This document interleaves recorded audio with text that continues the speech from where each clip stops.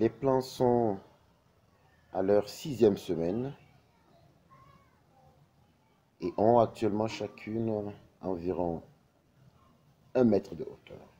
Pour la plupart, elles sont à 1 mètre de hauteur. Entre les plants, nous avons prévu une distance de 40 cm pour leur permettre d'être un peu plus aérés. Ce n'est pas évident parce que nous n'avons pas assez d'espace pour cette phase expérimentale. Nous avons tenu quand même à avoir au moins 40 cm entre deux plants. Voilà. Et nous voyons bien que les plantes sont soutenues par des tuteurs et ont bel et bien commencé par donner des fleurs. Vous pouvez remarquer les fleurs qui se font belles sur, au sommet de nos différentes plantes. Voilà. Ici, on en a encore ici.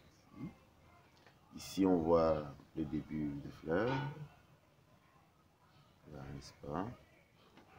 Et voilà. C'est ça. Donc, après la fin de cette 5e semaine, on entame donc la 6e semaine. Et les plantes commencent leur floraison.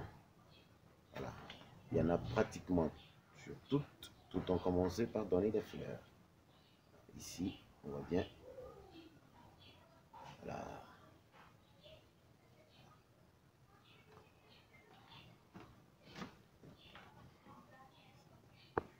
Un zoom là. C'est ça.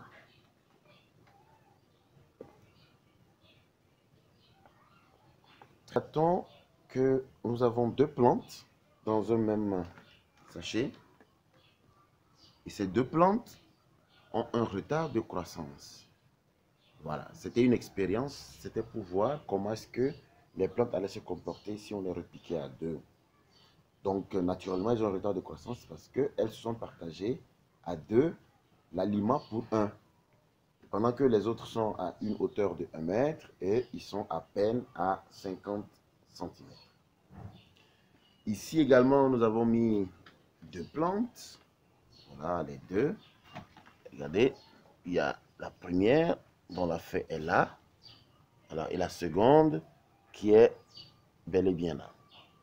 Et on constate qu'il y a une qui a pris le dessus sur l'autre, qui est déjà en floraison, et l'autre est encore à une taille d'environ 60 cm.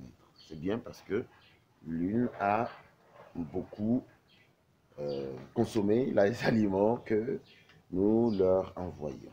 C'est ça. Alors, dans le parcours, il y a eu quelques rescapés.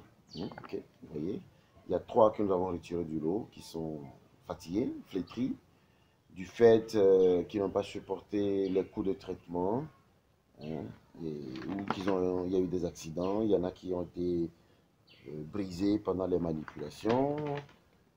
Leur retard a pris un coup et même leur survie aussi s'est retrouvée mise en danger. Voilà, il y a une ici aussi qui a pris un coup, qui se sèche par le haut, qui est assez petite, à peine 40 cm. Voilà, c'est que cette plante aussi a pris un coup. Il y en a en tout et pour tout 5 parmi les 52 qui ont entamé la course après le repiquage, qui ont un premier. Voilà, on voit une au fond là, sur lequel on fait un zoom. Et avant de stopper cette petite vidéo qui vous montre l'état d'évolution de notre expérience, nous voulons faire remarquer que nous tenons l'endroit très propre. Le sol est très propre, nettoyé avec une serpillière. Voilà, en faisant attention pour que les eaux de lessive ne tachent pas les plantes. La lessive ne se fait pas avec le savon, on nettoie juste de l'eau, les eaux qui coulent après qu'on arrose. Et le sol est très propre, et l'espace est aéré, le toit est étanche, il n'y a pas d'eau qui coule pendant la pluie.